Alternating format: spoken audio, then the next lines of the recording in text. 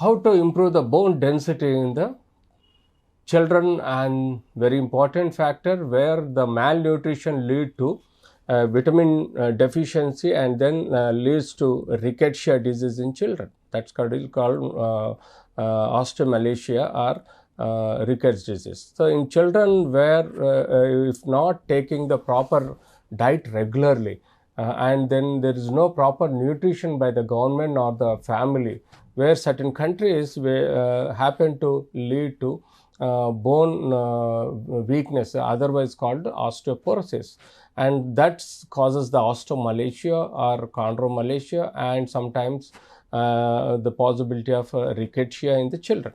So this is the most important disease where we need to manage properly, so that the further future, their life support of the bones will not we should not hamper the life.